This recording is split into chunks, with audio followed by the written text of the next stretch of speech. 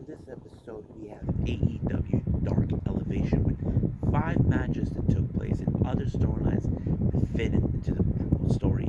We even got, of course, a battle between two different promotions, FSW, which stands for Future Stars Wrestling, based out of Las Vegas, Nevada, taking on Game Changer Wrestling, or as we know them, GCW, in an all-time battle who wins between the two promotions.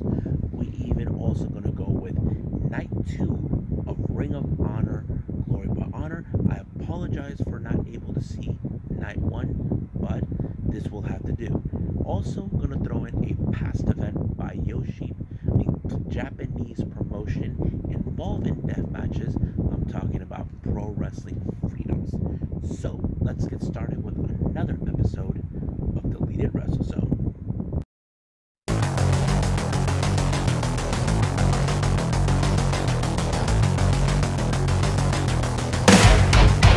Are you ready? Get up, get up! Get up, get up! Get up, get up! Get up, get up! Get up, get up! Get up, get up!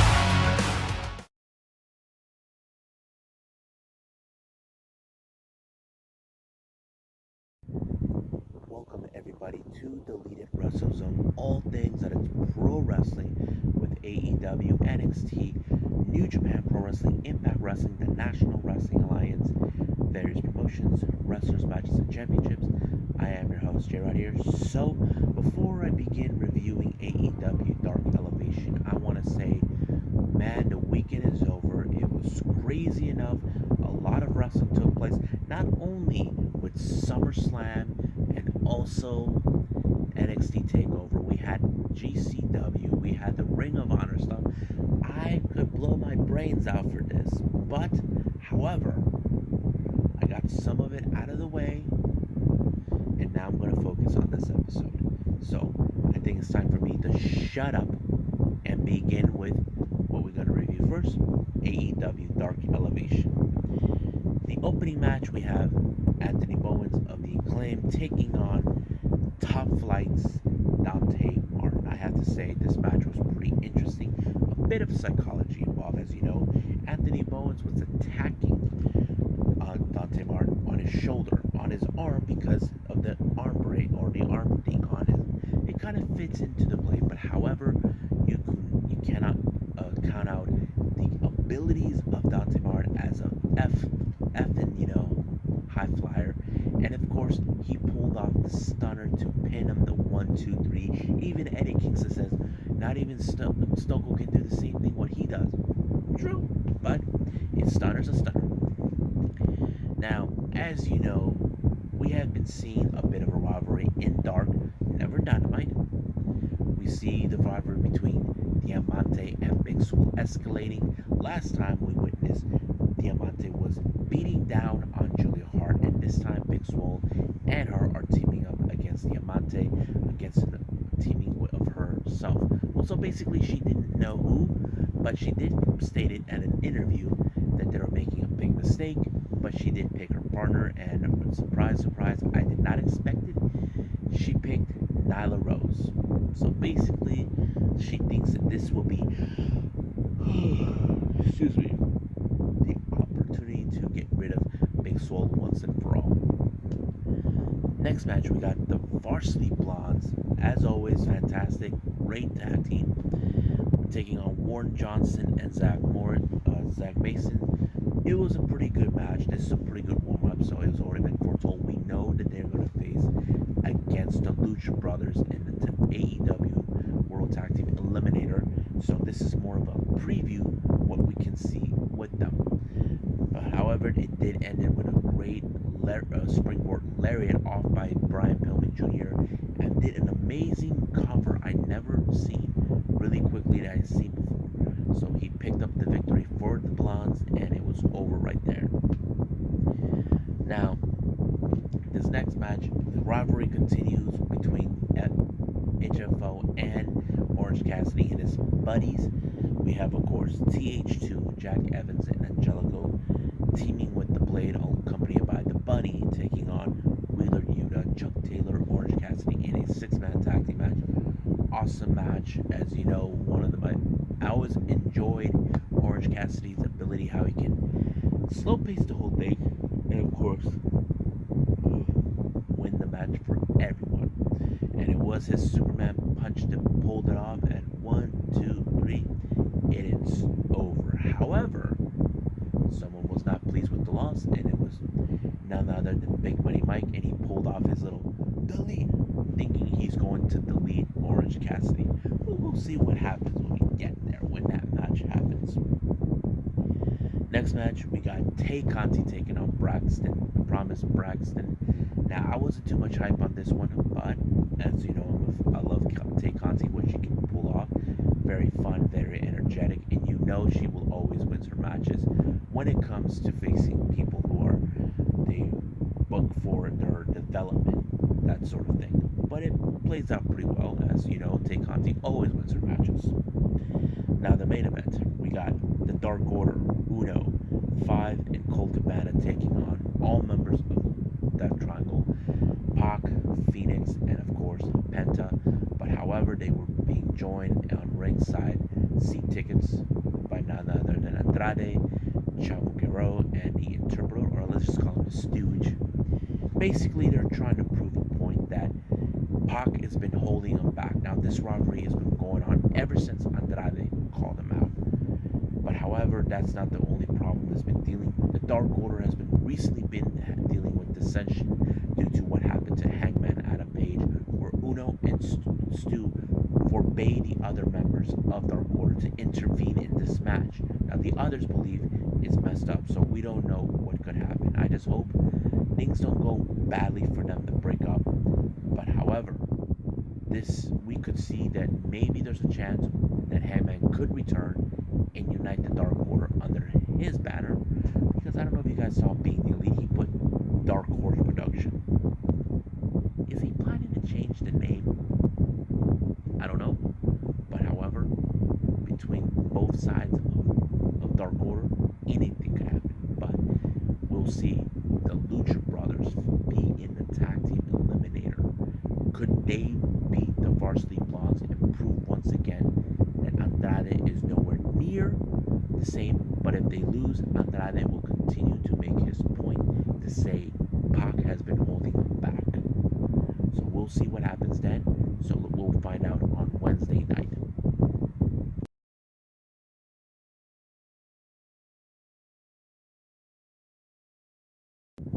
Okay, so this event is called FSW versus GCW, Future Stars of Wrestling versus Game Changer Wrestling. This took place on the 21st of August.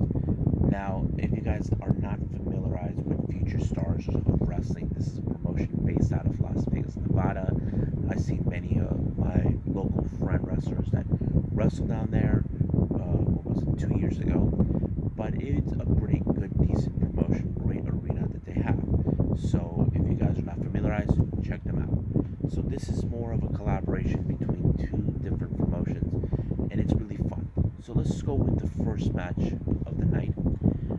We have a 5-way scramble match. We have Nick Wayne, Trey Lamar, Eli Everfly, and Jordan Oliver, and Gia Vidal. Now, most of these guys, you may know them. I'm not familiarized with Jai Vidal, but he seems very interesting to know.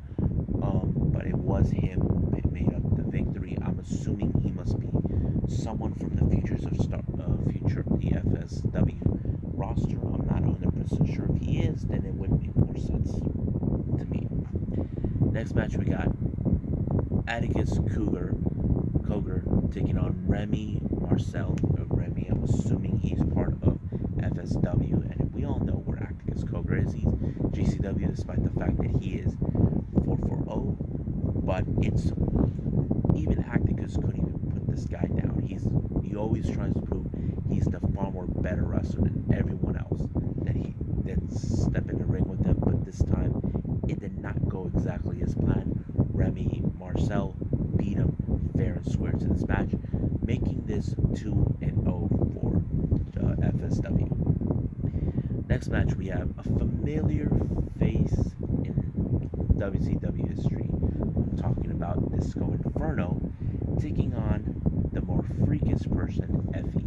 Now, I did not expect this match to be quickly, done like less than 5 minutes, because Effie, we all know he's crazy, he's nuts, he has this unorthodox ability, and I wouldn't be surprised if Disco Inferno, if you guys know this or not, Disco Inferno is a local from Vegas. It would make sense he was there, but he represents FSW. I'm not sure if he wrestled down there constantly, but I'll find out one day.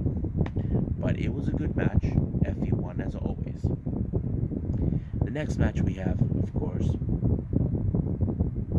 we got Team GCW, consistent of Jimmy Lloyd, Juicy Fenoy,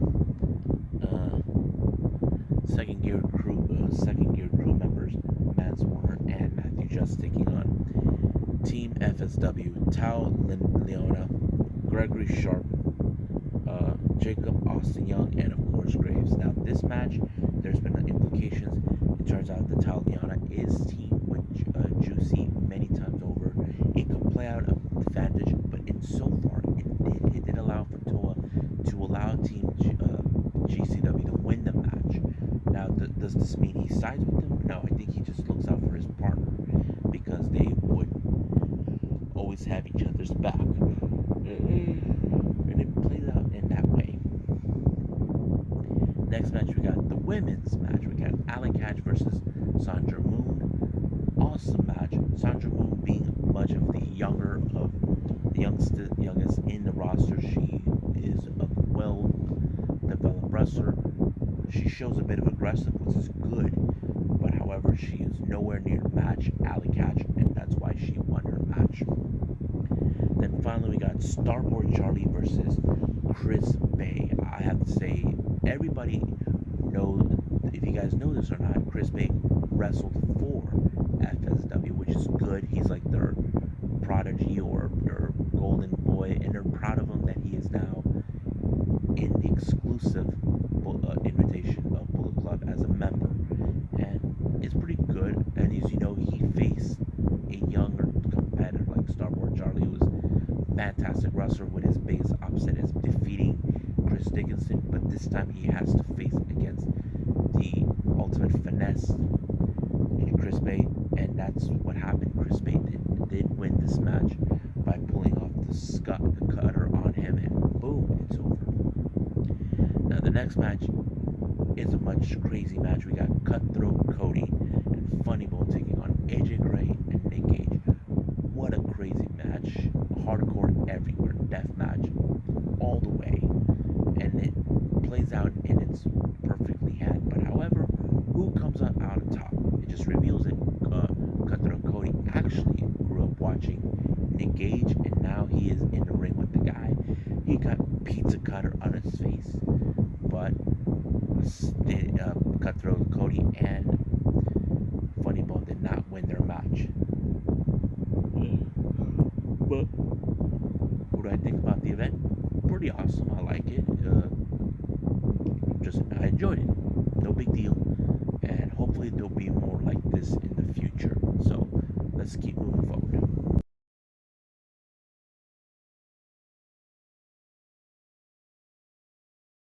Alrighty then. So as you know, I mentioned earlier, we got Ring of Honor. We have 2 nights of Glory of Honor, but I want to apologize. I did not say night 1, and if you guys know this or not, I've been using WatchProWrestling.com because it had a lot of the wrestling content they put in there, but night 1 was not in there. So I apologize. But I could not ignore night 2. So you can slap me in the head for not watching that, but what was I supposed to do? I decided, why not? Because there's some good matches that took place. Let's start with the first one. We have I Danhausen. I'm very famous and very evil, taking on Dalton Castle. Now this was a bit of a comedy act. Reason is Dalton Castle has these guys acting weird. I don't know who the hell they are, but it seems entertaining. But however, Danhausen did not pick up the victory. As much as I would love to see Danhausen win, but he will always be one of those interesting wrestlers you enjoy watch. So I'm like, but better luck next time. Next match we have is a pure rules match. LSG versus world famous CB. Now, I want to confess all of you. I have been watching a bit of how these guys were doing with the pure wrestling rules. I look at CB, he somehow progressed better. Reason is he was one of those guys who expires all his rope breaks, but this time he didn't. It was LSG, and I was like, wow, that's kind of impressive because normally you try not to use it too much, but it was LSG, and I'm like thinking, was he inexperienced or wasn't that good? I don't know. But however, somehow LSG was able to overcome it and won his match against world famous CB. I'm like, wow. Despite the fact CB he did a pretty good job, LSJ he got overcome the obstacle in the pure wrestling style. Next match we have is a women's tag team match who are involved in the tag team tournament, in the women's tournament. Roxy the Prodigy and of course Miranda Elise taking on Willow and Chelsea Green. What a good match. I enjoyed Maria. It was even on commentary. I have to say this is a pretty good match. All these women are pretty good. I'm not gonna lie about that. But however, someone has to be a decisive winner, and I feel like Roxy and Miranda at least were two of the most dominant ones ever. But however, they will be opponents in the tournament. So basically, this is a one-time deal, and things will be like back to normal. Next match is for the Ring of Honor. Excuse me. The Ring of Honor six-man World Tag Team titles, which is Shane Taylor Promotions. Khan, Moses, and Shane Taylor taking on Incoherence, consistent of Delirious, Hollow Wicked, and Frightmare. Now, I have seen these guys before.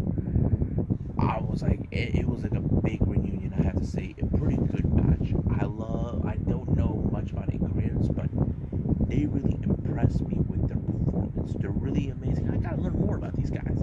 That's why Deleted WrestleZone exists, folks, because we get to learn more about these wrestlers you may or may not have heard of. But knowing about them, I feel like I gotta learn more about it. But however, they came up short because of the awesome progression of Shane Taylor Promotions being the dominant group and the dominant six-man tag team champion that we definitely love to see. Now, the next match we have a tag team action. We got Dominic Flamita teaming with Flip Gordon taking on Mark Briscoe and Brian Johnson. Awesome match. However, you see much of Brian Johnson. He is a bit of telling the truth, but sometimes he may lose control. But however, as Dominic Flamita, who's been one of the most, who turned evil, decides to be evil as always, but he was conflicted not to use the chair. Now, this is not like him, but it did. So, it did allow for Mark Briscoe to pick up the victory and win for his team. And I think it was pretty darn good it happened.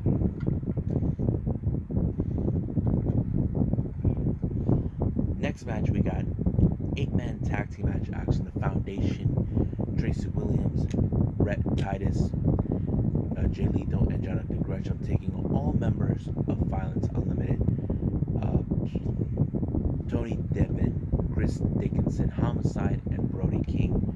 This is more of a battle who is the most dominant force in Ring of Honor, and somehow in this one, Lethal was able to pick up the victory, but apparently it did not matter for Violence Unlimited. They want to prove they will take on anybody that stands in their way. And that includes the Foundation and possibly La Facción Ingobernable. Next match, we have La Facción Ingobernable, Dragon Lee and his brother Rush taking on the Mexi squad, Ray Horus and Bandito. Pretty interesting match. As you know, Bandito beat Rush for the Ring of Honor World Championship. Don't know if he got his rematch, but it seems like this rivalry does not end whatsoever with Rush ever since losing the title to Bandito. But somehow Dragon Lee was the one who picked up the victory for his team, and that's pretty good. Dragon Lee is one of the most youngest wrestlers we've seen so far, one of the best ones, junior heavyweight contenders.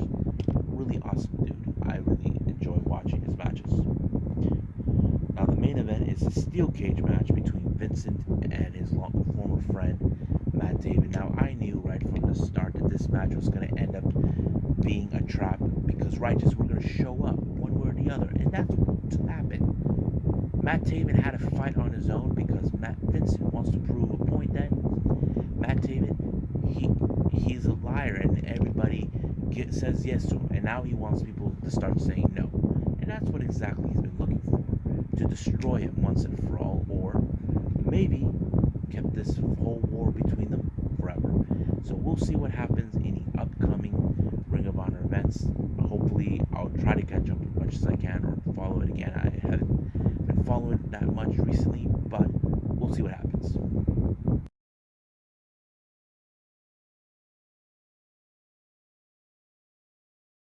Okay, so the last review I got, this is from Pro Wrestling Freedoms out of Japan.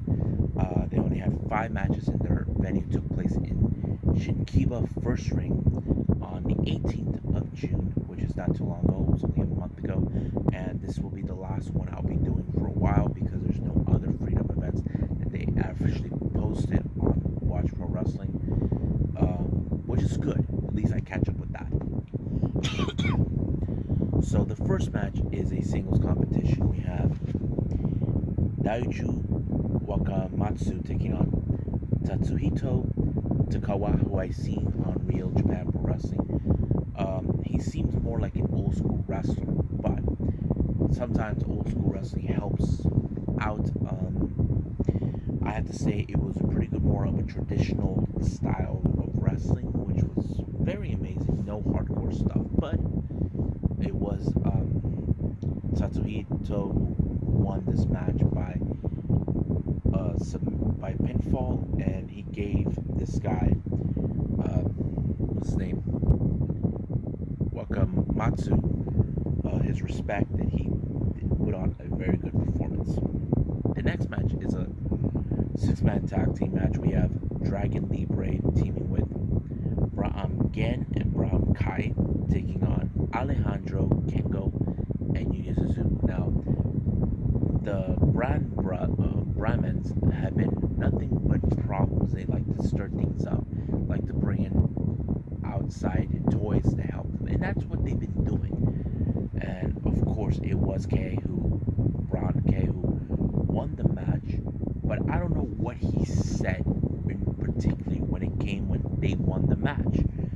I don't speak Japanese, but from the way it is, I think they're trying to make a statement to who they are, what they can do, who they will fight. I don't know, but we'll see what happens then. Next match we have is a 6-man tag team match. First team, Unchained, Rina Yamashita, Minoru Fujita, and Kenji Fukimoto taking on Toyoma Hirata, Daisuke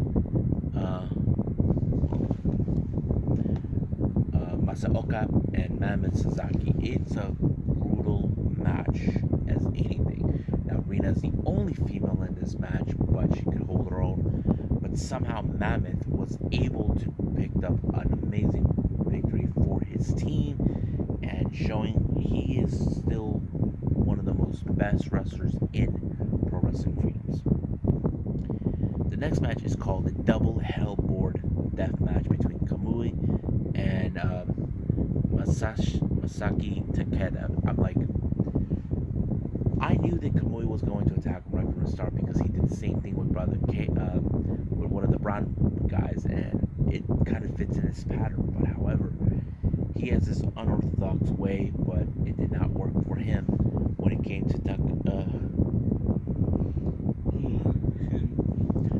Takeda. He was the only one that was able to pick up the victory when he pinned him 1, 2, 3, and it was already over. The next match is Ring Items Fluorescent Light Tubes Death Match. Anything happened. We got Eri, consistent of Takayaku Yuki, Toshiyuki Sakuda, and Violento Jack taking on Jun Kasai, Takashi Zazaki, and our champion Toto's Sugira.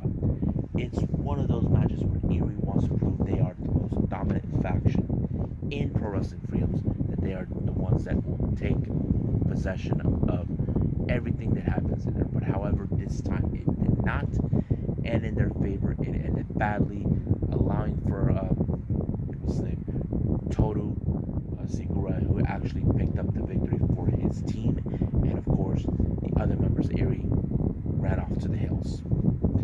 And I think that's pretty much it right now, and I'm done with Pro Wrestling Freedom, so we'll see what happens then. Well, I hope you guys enjoy every of the reviews I've done with AEW Dark Elevation, FSW versus GCW, Ring of Honor, and of course, don't forget Pro Wrestling Freedoms. Coming up, we have New Japan Wrestling comes back with more on Summer Struggle 2021, the National Wrestling Alliance, NWA Power. We got AEW Dark, and of course NXT. You don't want to miss that. So for now, I'll see you guys in the next DWZ time. Same DWZ channel. I must bid all of you adieu. So goodbye, and have a nice day. Bang.